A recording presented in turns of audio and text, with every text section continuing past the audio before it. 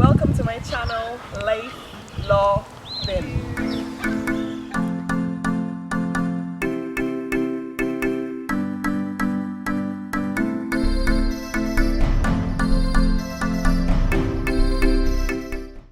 Hi everyone, welcome back to the channel.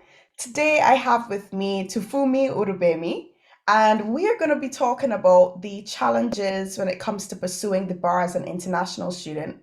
And I'd say we know about these challenges and the realities of overcoming these hurdles all too well, as Tofumi is Canadian and I'm Barbadian, and we're both at the point where we are pursuing our studies and trying to pursue the bar here in the UK. Now, just a fun fact about her, she used to figure skate competitively. I was even telling her just before we started rolling that I'd probably be such a klutz on the ice. I'd just be falling all over. So let them know a bit about who you are, provide a brief overview of your journey to the bar so far, let them know the current stage you are in terms of pursuing the bar, and give us a quick overview of your educational experiences. So let's hear it. For sure. Hi, everyone. So currently, the stage that I'm at is I'm literally about to start the Bar Vocational Studies course jointly with the LLM at University of London. Technically, I start tomorrow, Monday, September 13th, but it's our induction week, so I will properly start the week after that. And kind of everything that's led me up to this point academically has been that I have completed my Bachelor of Arts in Political Science and African Studies, and I completed that in 2017 at McGill University in Montreal. And then in 2018, I completed my MSc in African Studies at UCL, and then I completed my GDL in 2020. Everything I've done, I have done full time. So kind of any gaps in the dates for anyone who's kind of doing it is like, what has she been doing in between? Is I've just genuinely taken time out to work. I do have the privilege that, and that's maybe something we'll touch on, is that being from Canada, I have access to the youth mobility visa, the tier 5 visa. So I did have that from when I finished at UCL in 2017 until January of this year before I went back to Canada, and then had to get a new visa for my bar studies program, which will take me for at least another year. And then hopefully I can get the newly launched graduate visa for another 2 years, / also secure the pupillage bag in between that time and get sponsored so that I can stay in the country legally. So yeah, that's kind of where I am at this stage. But yeah, I definitely have done all of these courses full time, which is usually the case for most international students. So yeah, thanks. Exciting. She's just about to start the bar course. I've just completed it, so I'm wishing you all the best. I wish with switcheroo and be where you are, because it's like I keep No, telling everyone that like I've never feared something more in my life than this course, because I feel like I've only seen like a couple of people be like it was great, and usually like they didn't have to work alongside of it or anything, and I'm like, well, I got rent to pay, I got bills to pay. Like I can't just dedicate my entire Monday to Friday on this course alone, / I also have to do it full time. So it'll be curious. I keep telling everyone yeah. if there was a time for Tofumi to have a nervous breakdown, it'll be sometime between 2021 and No, 2022.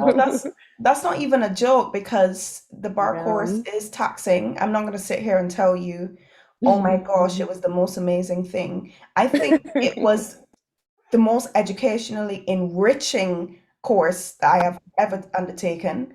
And I did my LLM with it. So I'm right in that boat with you. So it wasn't like I had to do the course alone. And the course alone is quite difficult. And putting that Yeah. additional load on yourself, it can be quite taxing. Now, you would be a bit different to me because you're actually working alongside it.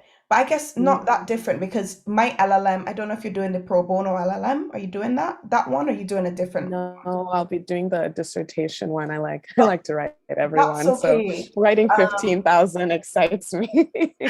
That's okay because I guess in a way I was kind of still working along the bar course because the LLM was the pro bono aspect, which means I had to manage my clients and case loads and stuff like that. So I would still say it is difficult, but this is your professional year. This is how it's going to be um, going into practice.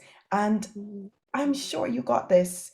You will feel at one or two points, okay, let me not say one or two points, at many points, like it's overwhelming, but don't forget to take your breaks and just breathe in, breathe out, do something fun yeah. and come back, Yeah. you know?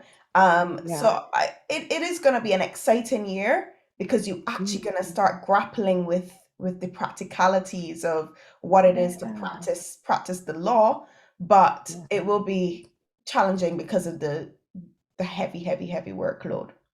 But For let me sure. not, yeah, let me not get too distracted. You always know you can reach out to me anytime, and Yeah, definitely. I'd love to help if I can in any way. But let's get into what we actually came to discuss today, which was the difficulties Mhm. pursuing the bar as international students. And for the rest of the segment, we're going to talk about seeking work experience to enhance your CV, the obstacles around seeking pupillage, and the difficulties while studying. And I think between the two of us, we do have a wealth of experience. But given that Tafumi is my guest, I'm gonna give away and let her kick us off with this discussion, and we're gonna keep it rolling, just like that. For sure. So, I mean, I feel like on most aspects, seeking work experience to enhance CV generally is okay. But I do think that one aspect that people don't realize is that a freelance work, when you're on a student visa, which is what most international students will be on, unless you are from a country that has access to the tier 5, where then you actually have access to, you can study and work as many hours as basically you can manage alongside with your studies.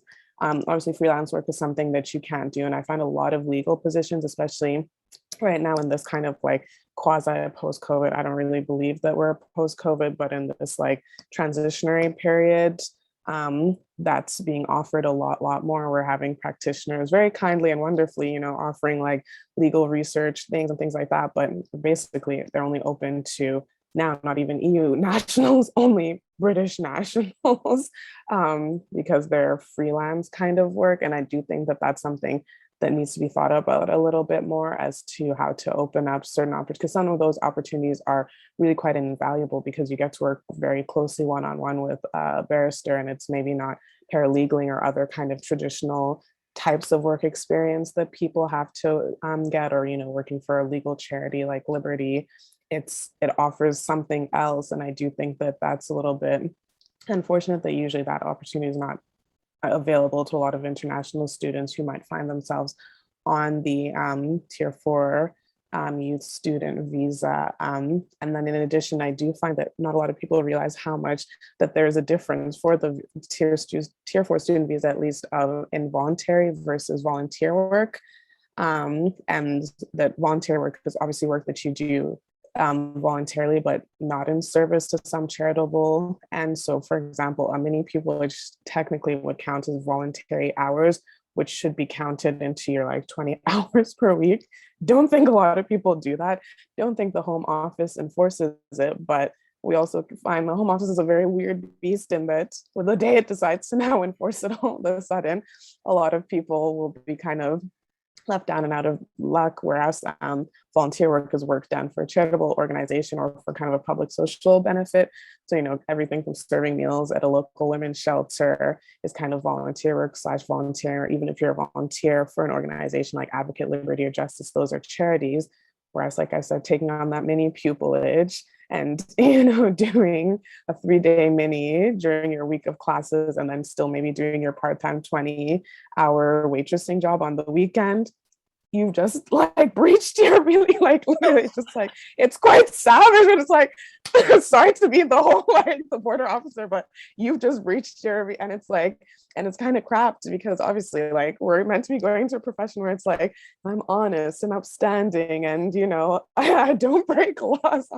But it's just like actually we're put in a position where it's like what I can't, like you potentially can't afford to say, okay, I'm not going to waitress this so that I can like do this mini pupillage that's 3 or 4 days during the week. And so it's very much that there does need to be, I think, more of a conversation. And I do think that if the bar and the bar council is starting to and kind of do that engaging work a little bit more, have a conversation, I think that they can hopefully influence more of kind of like the policies that what's it called, the home office maybe puts down when because I do feel like they probably have quite strong bargaining power that they're really not engaging and using that well. And like I said, coming from kind of the Canadian context of having seen friends who are international students when I was in my undergrad, it's very different when it comes to like what kind of work that they can do, how, the process of getting like, there's definitely problems and issues, but it's just the kind of way in which that I feel like working is very, very restricted, at least when you're on the tier 4 visa, can really be quite, I think, challenging if we were to follow, by the letter books of our, which is, 20 hours, and really that it limits the kind. And then of course, we can get into the fact that not everyone can take on voluntary work like that, and that actually you might prefer to do minis, at least minis that are funded and so on and so forth, just because financially already probably quite stretched. I'm sure, or you may have heard, but I remember seeing on Twitter a few weeks ago, a woman who university was reporting her and basically to the home office because she'd been unable to pay her fees and was told like you literally have like 24 hours to procure, something like £24,000. So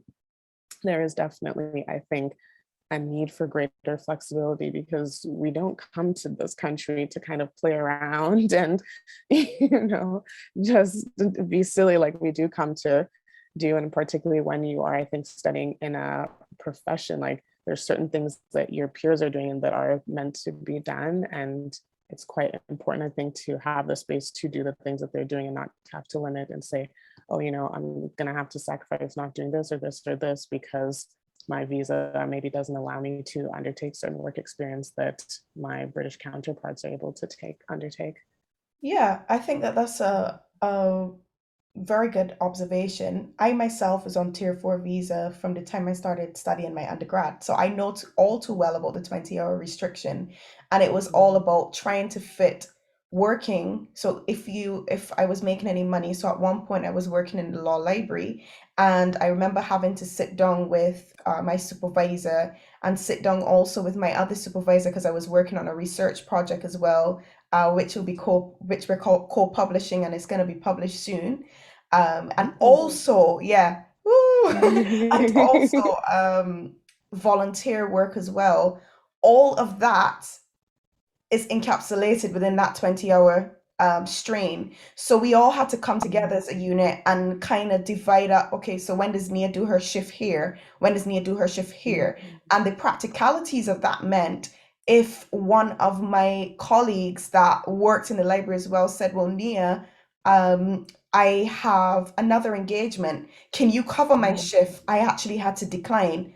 Unfortunately, although you see me in the library and I'm revising or I'm chilling right now, I can't cover it because I'm actually up to my maximum. And that 20 hours goes very quickly. When you It count does. in volunteering, when you're counting the both all aspects of work that you're doing, it literally disappears. And It's um, gone quickly, yeah. yeah, and universities are obligated to record the amount of hours that you log with them. So Yeah. both my library team and my supervisor, my academic supervisor on the project we were working on had to coordinate and ensure, okay, well, Nia isn't exceeding that limit because you can, as you said, you can get in big trouble with the home office.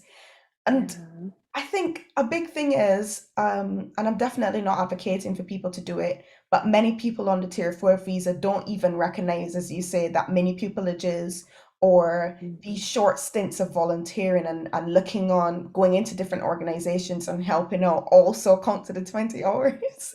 So Yeah. some people are doing these things in ignorance of what that 20 hours contains. But as you said, it is something that we should be aware of because at any point in time, the Home Office can, in fact, enforce that. And I know it would have to be even more taxing on some people that actually have 10 hours as a limit. Mm, There's some of us that have yes, 20, and then there's yeah. some that have 10 hours. And we need to Hmm. really reflect on the fact that these different limits, yes, we understand that we are in a foreign land, um, puts us already at a disadvantage in terms of enhancing our CVs to our British counterparts. So Hmm. it Hmm. means that we as a body or a group of people, international students, have to already become more innovative because Hmm. and maximize the projects that you are actually working on because you don't have unlimited time to just say, well, let me throw my hat in this and do that.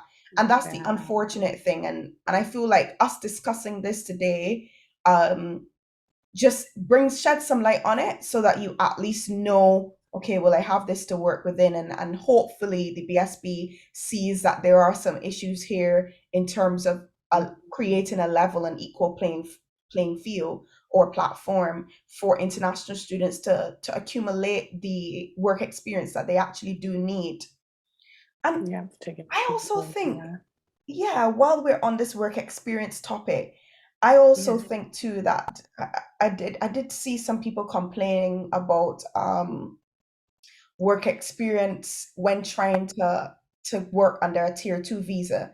Now, some of you may know that the tier two visa is definitely necessary for pupillage, but some international students will try to seek opportunities under that tier two visa, and because of how potentially replaceable you can be in that role, or you are as a candidate for the yeah, role, it's easy for you not to be chosen for it because it's easy for the employer to maybe go with someone who has no such barriers, because choosing an international student for that particular role, they will have to fulfill some of Home Office's obligations and meeting that yeah, threshold. So then again, we are on the back foot a bit, and you have to then start looking for ways again to stand out and make your CV, enhance your CV in a different way. So I feel like for sure. those are the issues as well with work experience that we continue to face outside of the generic Mhm. problem that everyone faces, which is that some employers just expect graduates to automatically Yeah. have 1 or 2 years work of experience in a particular area. So things like Mhm. legal assistance or paralegal roles or litigation Yeah. assistance. And I'm sorry to say this, but when you're a graduate and you come out as a graduate, you've got these set of skills that you accumulated. Sometimes Mhm. there are a good set of us that didn't break school, that just finished school completely. Where do you expect people to get a year of experience from if you don't Mhm. give them that first opportunity? So I feel like that's a Yeah. generic problem that both international students and UK domicile students face as well Yeah. too. I Yeah, can for sure. also, yeah, I can also give you, this could be hinged as well to obtaining work experience, because I know you mentioned the graduate work visa. Cost, Yeah. cost Yeah. is actually a big difficulty for international students. And I It think some is. people don't recognize it until they actually come or try to embark on this journey. For Yeah. example, the the tier four visa, obviously you need to cover your immigration, the health immigration surcharge, and then you actually have to Yeah. pay for the visa. Okay. Yeah. And then when you when you go on to try to get the graduate work visa, because I have the graduate work visa, I had to pay £1,948 in total. Wow. So you can't seize these opportunities as an international student if you Yeah. don't have the money.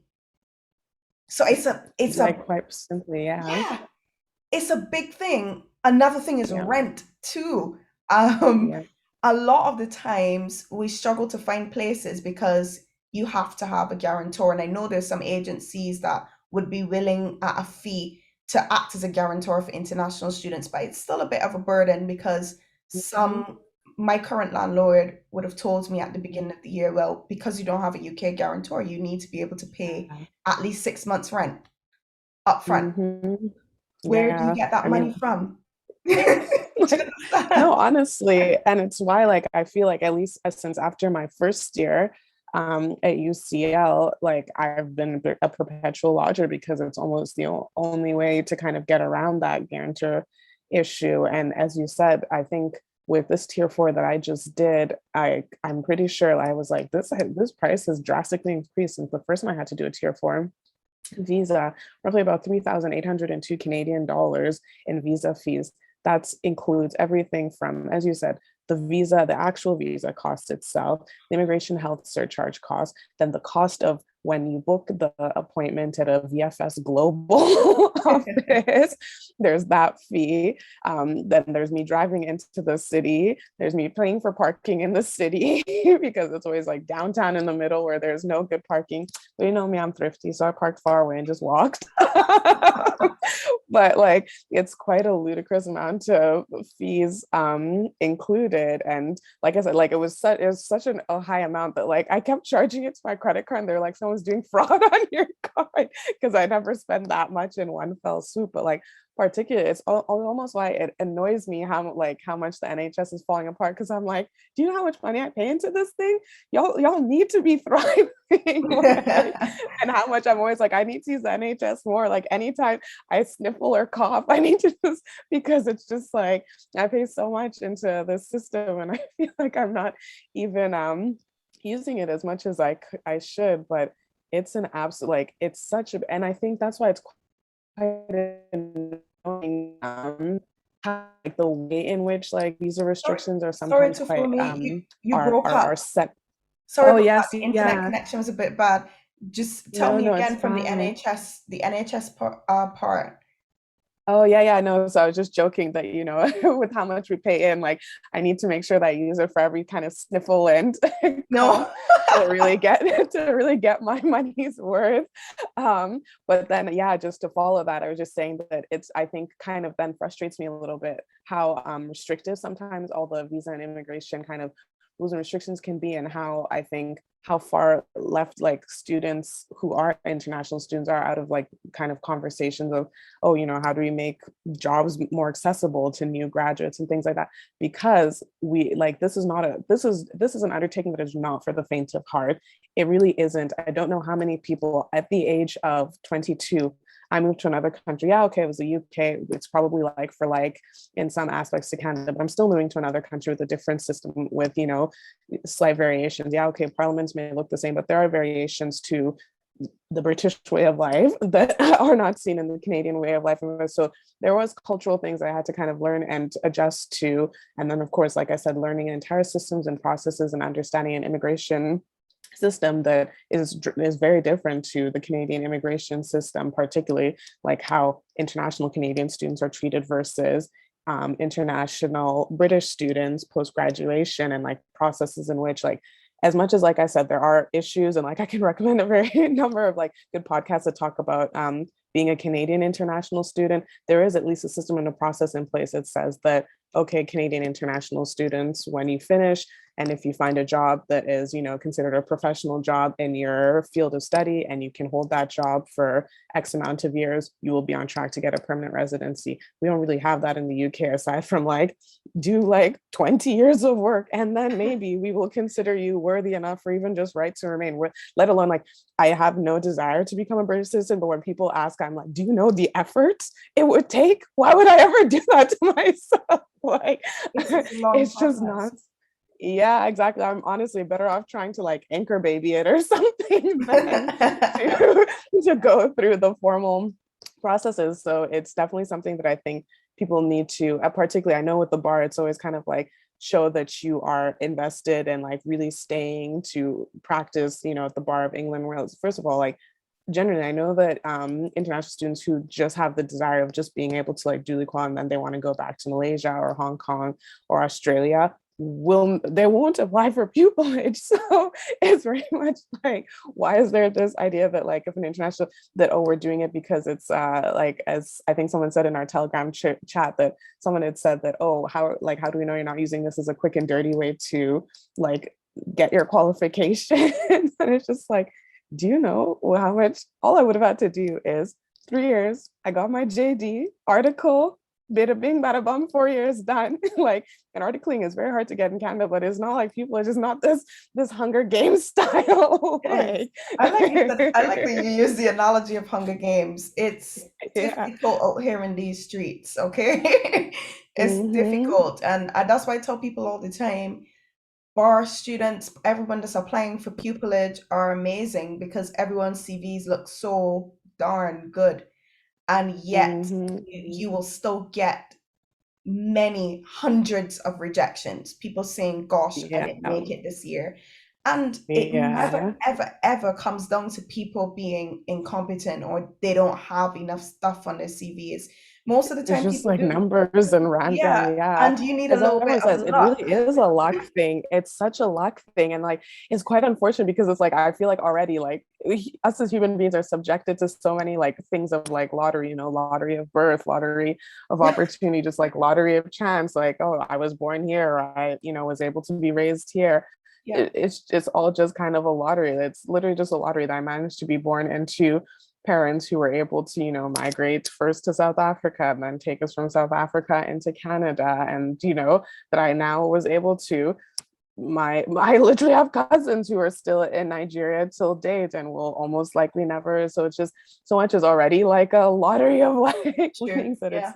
it's just like, oh gosh, now like this career thing where I feel like I'm doing very tangible things because like I didn't do anything tangible to be born, but like I'm doing very tangible things for my career. And yet it's just as randomized almost. Yeah. There's also another thing I wanted to highlight here because a lot of people, a lot of international students don't think about this, but visas, the issuing of visas when it comes to, working with your provider, whether that might be bar course or GDL or whatever, a lot of times, and I'm going to look at it from an assessment point of view. A lot of the time, you'd probably recognize when you get your visa that there's a potential expiry date. Okay. We also know that universities have this resit thing. So if you fail, you can resit. You can expect to resit. However, a lot of things that people don't recognize is that if you don't get your stuff together in terms of if you don't succeed on that first rung and resits happen after your visa has expired, you're in a bind if you expect to remain in the UK to do it. Okay. Or if you expect to apply for a graduate work visa, you're in a bind. You're gonna have to go home and resit, which may probably will not may it will have some issues if you wanted to apply for that graduate work visa because you can't apply for the graduate work visa outside of the UK. I'm saying Mm-hmm. that because I know of situations where there were some technical difficulties, and this doesn't even have to do with the resit. There were some technical Yeah. difficulties with the with sitting one of the centralized examination, and Yeah. a university's response was that given that your visa would expire before the next sitting, you would have to return home to do that. And Mhm. it triggered a lot of anger from the student and Yeah. discussions because it's like, well, this isn't my fault that your system crashed. Why should I have to Mhm. go home to do it? And Yeah. the resolution or the resolve was simply the student had to fork out more money to extend a visa in order to stay to benefit from the receipt period. And the student did that because the person wanted to apply for the graduate work visa or For to sure. benefit. Yeah. But I'm highlighting this because there are little pockets and little stumbling blocks along the way that are annoying if you actually end up in that situation. In them. And I Yeah, for want, sure, for sure. yeah, I want people to know that international students to, as you put it correctly, to pick up your life and to move to a completely different city, a different country, and go to school and do different things, you have to manage your mental health. You probably have to manage your work. and other things going on. Missing your family is a big thing, or missing your loved ones back at home. You may not always Mhm. be in a position where you're successful. How do you manage Mhm. resits if it's after your expiry date? Because Yeah. the de facto thing, or what's being implied is, right, that's your expiry date for your visa. Get it together. We expect you to get it together Yeah. and Yeah. pass, okay? Because if you Yeah. fail, just go home. So that's just another gap that I wanted to Yeah. highlight, because unfortunately, I myself only noticed that gap being in the year and watching one of my counterparts or seeing someone Mm. I know fall into a little bit of a Yeah. bind that sometimes you can't even Yeah. help, you know? Yeah. Which, yeah, that's so interesting to know because I hadn't even kind of thought or realized that actually something like resits can affect, like, if you don't finish. And then, of course, usually an element of being able to get future visas is to show that the last visa that you got to study, you've successfully completed it. If you don't, home office might be a little bit like, why would we give you another visa? Because you Yeah. clearly don't actually finish the things that you come to do. But in addition, as you said, like, it's just, or I think just another element too, and it's something because while I was at UCL 2017, the teachers strike like was happening where professors were kind of striking and Yes, I remember calling that out. one. And one thing and one point I do remember is that, and I don't think it was maybe touched up upon a lot or actioned very nicely, was that instructors, lecturers, professors, and just general like university staff have been turned into border agents.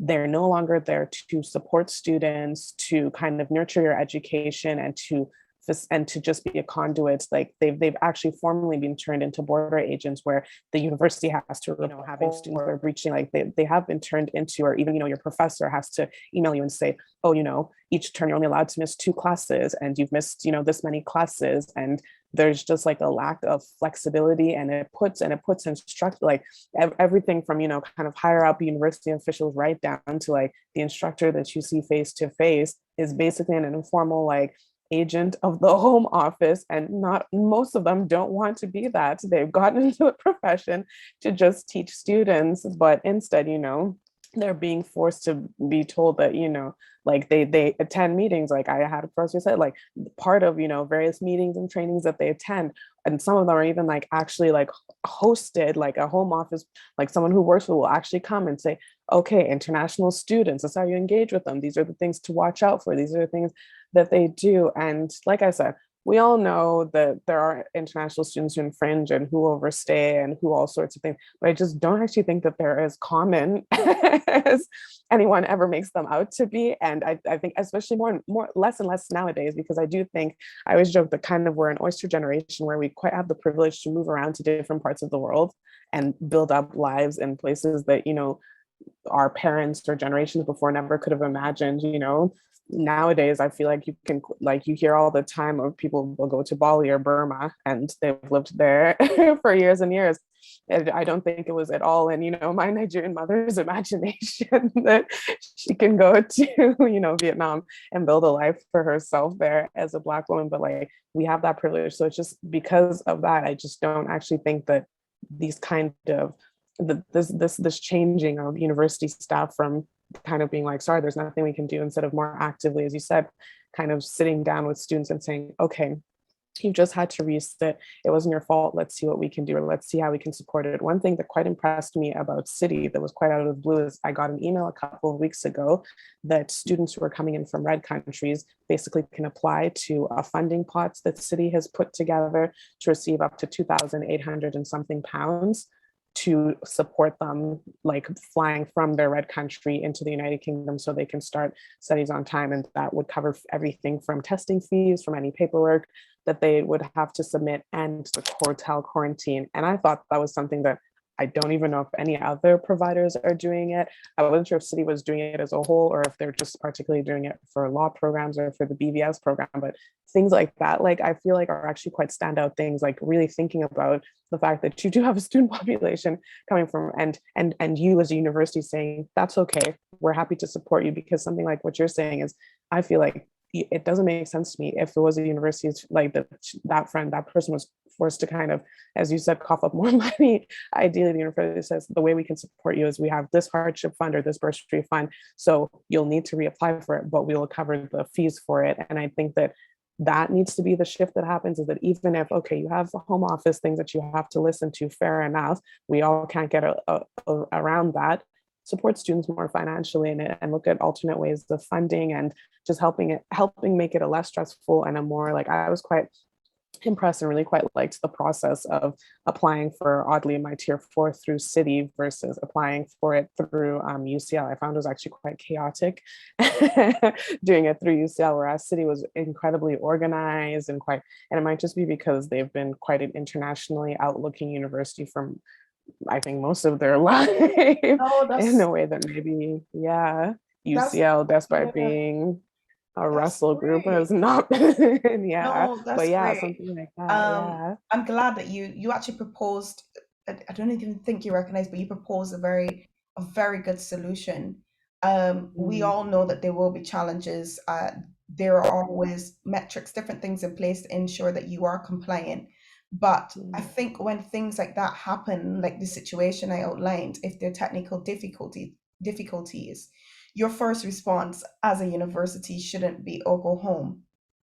Your mhm, first response should be, let us look to see where we can support the student. And yes, mm, you may very well have to reapply. We're sorry about that, but we want to help you financially mm, to get through this yeah, situation, because it quite clearly is not something you would have budgeted.